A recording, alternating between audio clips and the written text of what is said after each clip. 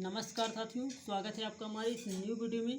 दोस्तों, मैं आज आपके लिए लेकर आया हूँ एक नई जॉब अपडेट जो उत्तर प्रदेश अधीनस्थ सेवा चयन आयोग लखनऊ यानी कि यूपी ट्रिपल एससी पेट के द्वारा आई हुई है।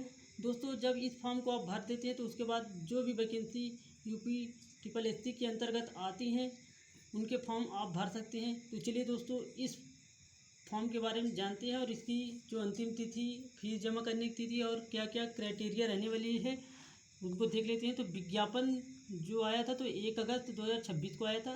उसके बाद जो पंजीकरण और ऑनलाइन आवेदन शुल्क जमा करने की प्रारंभिक तिथि जो है तो 3 अगस्त 2026 से फॉर्म भरना शुरू हो गए हैं इस वैकेंसी के। और इस वैकेंसी के जो अंतिम तिथि रखी गई है फॉर्म भरने की तो 1 सितंबर रखी गई है। और जो संशोधन करना और फीस जमा करने की अंतिम तिथि है 8 सितंबर 2026 रखी गई है। दोस्तों, इस वैकेंसी के फॉर्म भरने से पहले आपको एक बार वन टाइम रजिस्ट्रेशन यानी कि OTR करना होगा। दोस्तों, पेट का फॉर्म भरने से पहले आपको OTR ज़रूर कर लेना है। अगर आप OTR नहीं कर पाते तो आप मेरे को वीडियो के कमेंट बॉक्स में कमेंट करके बता दीजिएगा, मैं आपको OTR की अलग से वीडियो बना दूंगा। उसके बाद आप देख सकते हैं जो पेट की परीक्षा 2026 हेतु OTR करना होता है उसमें आपको सुनिश्चित कर लेना है कि उसमें जो भी आप जानकारी दे रहे हैं वो जानकारी एकदम सही होनी चाहिए, क्योंकि आप एक बार OTR कर लेते हैं तो उसमें संशोधन नहीं कर सकते हैं। उसके बाद और देखते हैं इसके बारे में।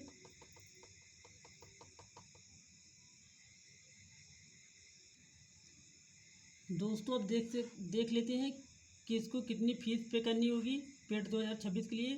तो जनरल और OBC कैटेगरी के लिए 185 रुपये फीस रखी गई है और SC और ST कैंडिडेट के लिए 95 रुपये फीस है। और जो दिव्यांगजन हैं उनके लिए 25 रुपये की फ़ीस रखी गई है।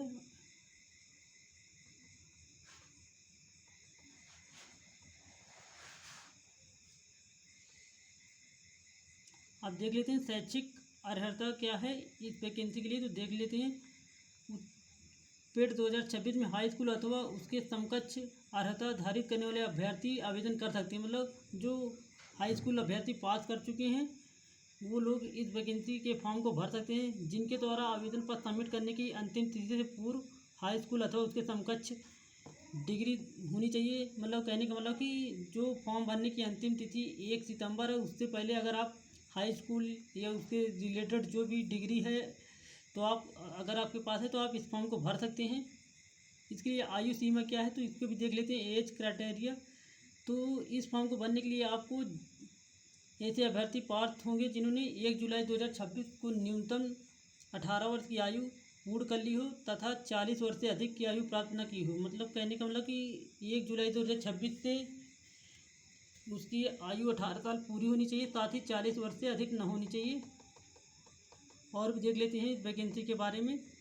इस वैकेंसी का जो पाठ्यक्रम सिलेबस होने वाला है तो देख लेते हैं। इसमें आपको 100 प्रश्न रहेंगे और 2 घंटे का टाइम दिया जाएगा। 100 नंबर का पेपर होगा। तो दोस्तों देख सकते हैं इसमें जो सिलेबस में बात कर लेते हैं तो इसमें पहला चैप्टर जो आपको रहने वाला तो भारतीय इतिहास, इसके 5 नंबर के क्वेश्चन आएंगे पेपर में।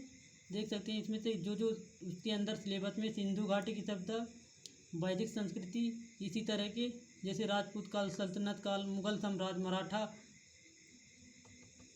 आदि जो यहाँ पर दिए, हर्षवर्धन, गुप्त वंश, ये सब चैप्टरों से मिलाकर कुल 5 नंबर का क्वेश्चन आने वाले हैं।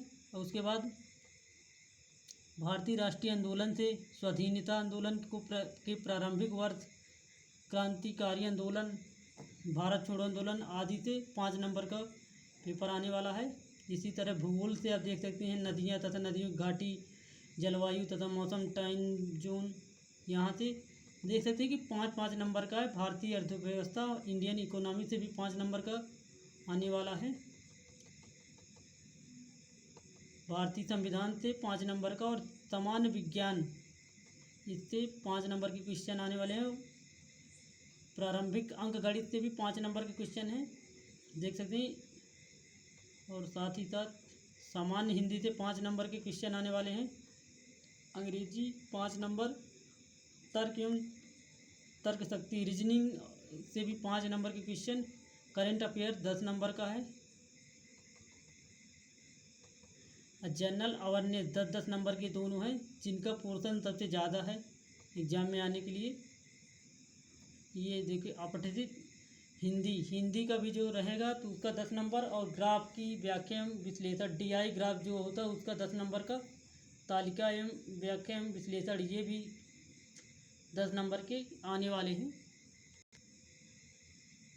दोस्तों जैसे आप पेट का पेपर दे देते हैं तो इसकी वैलिडिटी 3 वर्ष तक के लिए कर दी गई। देख सकते हैं यहाँ लिखा है प्रारंभिक अर्हता परीक्षा में प्राप्त अंक आयोग द्वारा परीक्षा परिणाम निर्गत किए जाने, मतलब जिस दिन से परिणाम आ जाता है उससे 3 वर्ष तक के लिए प्रभावी माना जाता है। जो यह मतलब शासनादेश आया था तो 28/4/2025 से इसको लागू कर दिया गया कि अगर कोई भी व्यक्ति एक बार पेट का पेपर दे देता है तो उसकी वैलिड मतलब जो नंबर आते हैं स्कोर कार्ड उसके 3 वर्ष के लिए वैलिड हो जाता है।